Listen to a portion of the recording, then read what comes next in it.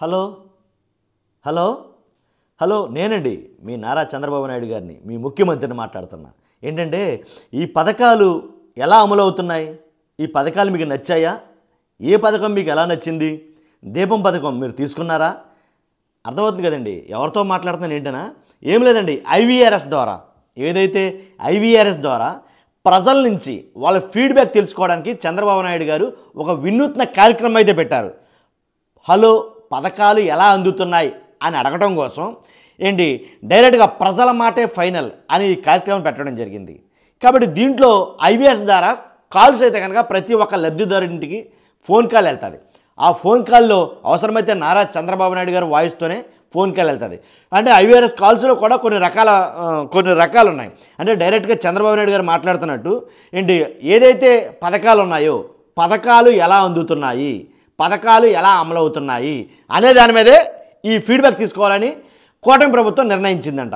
కాబట్టి అందువల్ల దాంట్లో భాగంగానే ఏదైతే లబ్ధిదారులు ఉన్నారో దీపం పథకం కావచ్చు, పెన్షన్ కావచ్చు, ఈ లబ్ధిదారులకి ఫోన్లు చేసి అలాగే రెవెన్యూలో కానీ అలాగే మున్సిపల్ శాఖలో కానీ ఇలాగ ఏవేవైతే ఉన్నాయో వాటన్నిటిలో కూడా విద్యుత్ శాఖలో కానీ వాటన్నిటిలో కూడా ఫోన్ చేసి లబ్ధిదారుల నుంచి వివరాలు తెలుసుకోబోతున్నారు, ఫీడ్బ్యాక్ తెలుసుకోబోతున్నారు. కాబట్టి అందులో భాగంగానే హలో పథకాలు ఎలా అందుతున్నాయి అనే ఒక కార్యక్రమం అయితే కనుక కూటమి ప్రభుత్వం తీసుకురాబోతుంది. దాంట్లో ఆధారంగానే ఏదైతే లబ్ధిదారులకి ఫోన్ చేసి లబ్ధిదారులకి దీపం పథకం గురించి పెన్షన్ గురించి అడుగుతారా? నావి కొన్ని ప్రశ్నలు ఉండిపోయినాయండి. ఏంటంటే వీటి గురించే, అంటే దీపం పథకం ఒకటి, పింఛన్ ఒకటి, అలాగే ఉచిత ఇసుక ఒకటి, నూతన మద్యం, దీని గురించే రాస్తున్నారు. ఎక్కడ చూస్తున్నారు ప్రముఖ పత్రికలు కావచ్చు, మెయిన్ స్ట్రీమ్ ఛానల్ కానీ మిగతా వాటి గురించి ప్రశ్నలు ఉంటాయా? ఫోన్ చేసి పథకాలు అందుతున్నాయంటే అన్ని పథకాలునా లేకపోతే ఇప్పుడు వరకు అమలు చేసిన పథకాలనా? నాదొక ప్రశ్న ఉండిపోయింది. అంతేకాదు ఏదైతే అంటే ఐవీఆర్ఎస్లో యాక్చువల్గా ఇంతకుముందు ఎన్నికలకు ముందు ఏదైతే ఎమ్మెల్యేలని అక్కడ అభ్యర్థులుగా ప్రకటించాలనుకున్నారో వాళ్ళకి ఐవీఆర్ఎస్ కాల్స్ వెళ్ళాయి. అక్కడికి ఏంటంటే మీ ప్రాంతం నుంచి ఎవరు మీ ఎమ్మెల్యేగా ఉండాలనుకుంటున్నారు అని 2-3 పేర్లు అయితే కనుక ఎవరైతే అక్కడికి టిక్కెట్లు ఇవ్వాలనుకుంటున్నారో వాళ్ళ పేర్లు అయితే కనుక చెప్పేవారు. అప్పుడు మనం 1 అయితే కనుక 1, 2 అయితే కనుక 2, 3 అయితే కనుక 3 నొక్కేవాళ్ళం. సేమ్ అదే రకంగా ప్రజల నుంచి ఫీడ్బ్యాక్ తీసుకోవాలని డిసైడ్ అయిపోయారు. మరి అలా డిసైడ్ అయినప్పుడు కన్వీనియంట్గా ప్రశ్నలు అనేవి సెలెక్ట్ చేసుకుంటారా లేకపోతే ఓవరాల్గా అన్ని పథకాల మీద ప్రశ్నలు ఉంటాయా అనేది నాకు పెద్ద అనుమానం. ఎందుకంటే అన్ని ప్రశ్నలకు సమాధానం ఉంటే కనుక అమ్మక వందనం ఫస్ట్ టార్గెట్. ఎలా అంటే దాని గురించి అసలు అడుగుతారా ఈ ఐవీఆర్ఎస్ కాల్లో? ఒకవేళ అడిగితే కనుక ఈ అమ్మక వందనం ఏంటి పరిస్థితి అని అడిగితే కనుక వెంటనే ప్రజల నుంచి స్పందన ఎలా ఉంటుంది? అదేనండి విద్యార్థికి వచ్చే 15,000 పథకం గురించి. కాబట్టి దాని గురించి అలా మాట్లాడతారు. అలాగే రైతు భరోసా ఏదైతే ఉందో రైతుకి 20,000 చొప్పున ఏదైతే ఉందో దాని గురించి కూడా అడుగుతారా? అడిగితే ప్రజల స్పందన ఎలా ఉంటుందో అప్పుడు చూడాలి.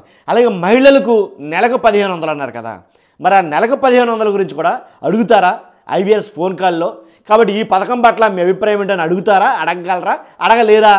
అలాగే మహిళలకు ఉచిత ఆర్టీసీ పథకం ఏదైతే ఉందో ఆ ఆర్టీసీ పథకం గురించి నేను ఎందుకు చెప్తానంటే ఈ లేని చెప్పట్లేదండి. చంద్రబాబు నాయుడు గారు అంటే కూటమి ప్రభుత్వం, చంద్రబాబు నాయుడు గారు కావచ్చు, పవన్ కళ్యాణ్ గారు కావచ్చు, బీజేపీ కావచ్చు, కలిసి కూటమి ప్రభుత్వం ఇచ్చిన పథకాలు ఇవి సూపర్ 6. ఈ సూపర్ 6 దాటి నేను ఎదరికి వెళ్ళట్లా. సూపర్ 6 దాటిన తర్వాత చాలా పథకాలు చాలా చేస్తామని అన్నారు ఇంకో దాంట్లోకి వెళ్ళట్లా. వీటిలో మాత్రమే అంటే మహిళలకు ఉచిత ఆర్టీసీ పథకం దాని గురించి కూడా ఈ ఐవీఆర్ఎస్ కాల్లో అడుగుతారా? అడగరా? అడిగితే దాని గురించి ప్రజల స్పందన ఎలా ఉంటుంది? అలాగే నిరుద్యోగ భృతి అదే నెలకి 3,000 రూపాయలు చొప్పున ఏంటి ఉద్యోగం లేని నిరుద్యోగులు అందరికీ 3,000 చొప్పున ఇస్తున్నారు కదా, మరి ఆ పథకం గురించి కూడా ఐవీఆర్ఎస్ కాల్స్లో అడుగుతారా? అడగరా? ఎలాగంటే అమలు చేస్తున్న పథకాలు అడుగుతారా? ఇవి అడగరా? అలాగే 3,000 అంటే అదే 20 లక్షల ఉద్యోగాలు అన్నారు కదా వాటి గురించి కూడా. కాబట్టి ఈ ఐవీఆర్ఎస్ కాల్ అనేది కొన్ని పథకాలకు మాత్రమే సెలెక్ట్ చేసుకుని అవి ఫీడ్బ్యాక్ తీసుకుంటారా లేకపోతే మొత్తం పథకాలు అన్నిటి గురించి కాల్స్ అడుగుతారా? అంటే ప్రజల నుంచి ప్రజల స్పందన ఏంటో తెలుసుకోవాలి, ప్రజల నుంచి ఫీడ్బ్యాక్ తీసుకోవాలని చంద్రబాబు నాయుడు గారు గట్టి పట్టుబట్టారు. దాంట్లో ఎలాంటి డౌట్ లేదు. అసలు నేను అడిగితే చాలా మంచి ఉపాయం అనమాట, మంచి పథకం ఇది. ఐవీఆర్ఎస్ కాల్స్ ద్వారా ఫీడ్బ్యాక్ తీసుకునేది మంచిది అనమాట చాలామంది. ఎందుకంటే డైరెక్ట్గా లబ్ధిదారుడు లేదా ఎవరైతే కన్సర్న్ పర్సన్ ఉంటాడో అతను చాలా క్లియర్ కట్గా ఎవరికీ భయపడకుండా ఐవీఆర్ఎస్ ద్వారా అయితే కనుక ఖచ్చితంగా తన అభిప్రాయాన్ని చెప్పొచ్చు. తప్పు అయితే తప్పు, ఒప్పు అయితే ఒప్పు. అబ్బాయి లేదు, దీపం పథకం గురించి అడిగారనుకుందాం, దీపం పథకం మాకు నచ్చలేదు కాబట్టి దీపం పథకం నచ్చలేదు కాబట్టి మాకు నచ్చలేదనే చెప్పొచ్చు దాంట్లో ఐవీఆర్ఎస్ కాల్ ద్వారా.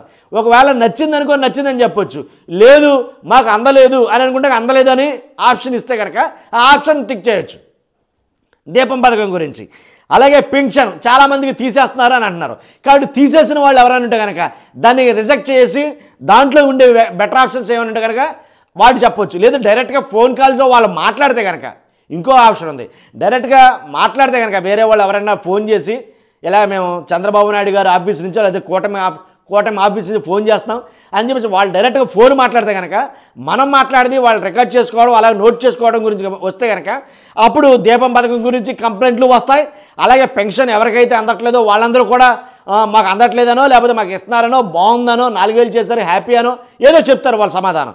తర్వాత ఉచిత ఇసుక గురించి కూడా సేమ్ అంతే. ఫోన్ వెళ్తే కనుక ఉచిత ఇసుకలో ఎలాంటి ఇబ్బందులు పడ్డారు, ఎన్ని ఇబ్బందులు ఎదురయ్యి, ప్రస్తుతానికి ఎలా ఉంది అసలు అనే దాని మీద సరైన ఫీడ్బ్యాక్ రావాలంటే కనుక డైరెక్ట్ కాల్ టు పర్సన్ మాట్లాడితే ఇంకా ఎక్కువ నాకు ఇన్ఫర్మేషన్ వస్తుందని నా అభిప్రాయం. కాబట్టి ఏదో కొన్ని ప్రశ్నలు సెలెక్ట్ చేసి ఇంకా దాంతో కంప్యూటరైజ్డ్గా మాట్లాడితే కనుక ఆప్షన్ సెలెక్ట్ చేసుకోమంటే సరైన ఇన్పుట్ అనేది రాదేమో అని అభిప్రాయం. అంతేకాదు ఉచిత ఇసుక అనేది ఎలా రాష్ట్రాన్ని అతలాకుతలం చేస్తుందో మీ అందరూ తెలుసు. దాని మీద ఎలాంటి స్పందన ఇస్తారు, ప్రజల ఫీడ్బ్యాక్ ఎలా ఉంటుంది అనేది కూడా ఒక ఆలోచించాల్సిన విషయమే.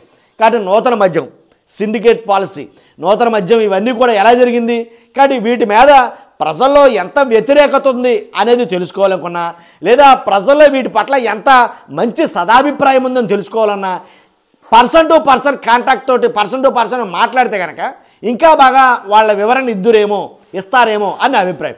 ఇప్పుడు ఐవీఆర్ఎస్ కాల్స్ అంటే చాలా మటుకు ఎలా ఉంటాయంటే కొన్ని ప్రశ్నలు ఉంటాయి. ఆ ప్రశ్నలకి సమాధానాల కింద కొన్ని ఆప్షన్స్ ఉంటాయి. ఆ ఆప్షన్స్ మనం నొక్కడమే అంటే దాన్ని టిక్ చేయడమే. 1 అయితే 1, 2 అయితే 3, 3 అయితే 4 అలాగా టిక్ చేయడమే తప్ప ఇంకా ఇతరత్ర మనం మాట్లాడడానికి అవకాశం ఉండకపోవచ్చు నాకు తెలిసి. కాబట్టి అందుగురించి సెలెక్టివ్ క్వశ్చన్స్ అయితే ఉంటాయేమో. అలా ఉంటే తగినంత అంటే 100% జెన్యూనిటీ ఉండేటటువంటి ఫీడ్బ్యాక్ అయితే రాదు. ఆ పథకాలకు మాత్రమే కదా. ఫర్ ఎగ్జాంపుల్ పెన్షన్ పథకం ఒకటే పెట్టారనుకో, దాంట్లో లేదు దీపం పథకమే పెట్టారనుకో, దాంట్లో ఎక్కువగా నెగిటివ్ ఉందా లేదనేది తర్వాత తెలుస్తుంది. అంటే మిగిలిన అన్ని పథకాలు సూపర్ 6లో ఉండే 6 పథకాల గురించి క్వశ్చన్స్ రేజ్ అవుతాయా లేదా, ప్రశ్నలు అడుగుతారా లేదా ఐవీఆర్ఎస్ అనేది. కాబట్టి దీని మీద తర్జన అయితే చాలా చోట్ల జరుగుతుంది. నా అభిప్రాయం ఏంటంటే సూపర్ 6 అన్నారు కాబట్టి 6 పథకాల గురించి ఖచ్చితంగా ఐవీఆర్ఎస్లో పొందుపరిస్తే బాగుంటుంది. ప్రజల అభిప్రాయం ఏంటో మీకు క్లియర్ కట్గా తెలుస్తుంది. అసలు మీరు చేసేది మంచో లేకపోతే చెడో లేకపోతే ఏంటనేది తెలుస్తుంది. ఫీడ్బ్యాక్ ఖచ్చితంగా ప్రజాభిప్రాయమే. ప్రజల మాటే ఫైనల్ అంటున్నారు కాబట్టి ప్రజల మాట ఏంటో పూర్తిగా తెలియాలంటే సూపర్ 6లో ఉన్న 6 పథకాలు పెట్టాలి అనేది. పెడితే కనుక 6 పథకాలు కనుక పెడితే కనుక ఎందుకు ఏంటి మీకు అసలు ఎక్కడ లోటు జరుగుతుంది, ప్రజలు మీ గురించి ఏమనుకుంటున్నారు, అసలు ప్రజల అభిప్రాయం ఏంటనేది క్లియర్గా తెలుస్తుంది. కాబట్టి అలా కాకుండా సెలెక్టివ్గా ఏదో 2 పథకాలు అమలు చేసిన పథకాలు మాత్రమే పెడతామంటే కనుక ఫుల్ ఫ్లెడ్జ్డ్గా రాదు నాకు తెలిసి. అదండి విషయం. కాబట్టి 100% ఈ హలో అనే కార్యక్రమం ఏదైతే ప్రజల మాట ఫైనల్ హలో పథకాలు ఎలా ఉంటున్నాయి అనే ఏదైతే ఉందో అదైతే కనుక ఖచ్చితంగా సక్సెస్ అవ్వాలంటే కనుక 100% నేను చెప్పినట్టు అన్ని పథకాల గురించి దాంట్లో క్వశ్చనరీ ఏదైతే ఉందో అది అన్ని పథకాల గురించి ఉంటే తప్ప అప్పుడు ప్రజల నుంచి సరైన ఫీడ్బ్యాక్ అనేది రాదు. అంటే మనకి కన్వీనియంట్గా పెట్టుకుంటే కనుక రాదు. అదే అర్థమైంది కదండి. కాబట్టి చంద్రబాబు నాయుడు గారు ఫోన్ చేస్తారు, రెడీగా ఉండండి. కాబట్టి హలో పథకాలు ఎలా అందుతున్నాయి దాని మీద మీ అమూల్యమైన అభిప్రాయం ముందు నేను అడుగుతున్నా. మీ అభిప్రాయాన్ని ఖచ్చితంగా తెలియజేయండి, 100% తెలియజేయండి. అంతేకాదు ఈ వీడియో మ్యాక్సిమం రాష్ట్ర ప్రజలందరికీ తెలియాలి కాబట్టి అంటే బెటర్ ఇన్ఫర్మేషన్ కాబట్టి మీ బాధ్యతగా ఫస్ట్ లైక్ చేయండి. లైక్ చేస్తారా? లైక్ చేస్తే కనుక ఎక్కువ మందికి వీడియో షేర్ అవుతుంది, నాకు మోటివేషన్గా ఉంటుంది. కొత్త వాళ్ళైతే మన ఛానల్ని చూసిన వాళ్ళు కొత్త వాళ్ళైతే కనుక పక్కాగా సబ్స్క్రైబ్ చేయండి. Thank you very much.